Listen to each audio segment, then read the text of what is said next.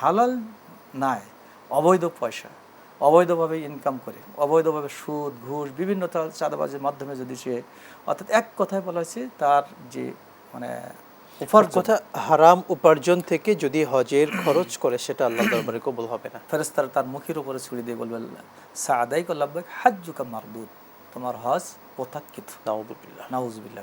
তাহলে আমরা বলতে পারি হাজী সাহেবদের প্রথম প্রস্তুতি হচ্ছে হজের যে খরচ যেটা আছে টোটাল খরচ হবে এটা একেবারে পবিত্র হতে হবে, এটার মধ্যে যেন কোনোভাবে হারাম কোনো উপার্জন বা সন্দেহ যুক্ত কোনো সম্পদ না থাকে, না থাকে। এই জন্য আল্লাহ রসুল এর ব্যাখ্যা করেছে একটি নুমান বিন বশির রাদিয়াল্লাহু তাআলা বলছেন ইন্নাল হালালা বায়্যিনুন ওয়া ইন্নাল হারামা বায়্যিনুন, যে হালালও সুস্পষ্ট, হারামও কি সুস্পষ্ট। এই জন্য হজের প্রথম যে সত্য আমি মনে করি এবং কোরআন হাদিসের দৃষ্টিতে সেটা হচ্ছে তার আন কাসাবিন তাইয়িবিন ওয়া আন রিজকিন হালাল, তার উত্তম পদ্ধতি এবং সবচেয়ে যে সুন্দর এবং নিজের জানা মতে যে আমার এই টাকাটি কোনো প্রকার হারাম জাতীয় টাকা না, বরং একদম নিজের উপার্জিত এবং নিজের হালাল পন্থা উপার্জিত সেই পয়সা দিয়ে টাকা হজে যাওয়ার, এটা হচ্ছে তার প্রথম।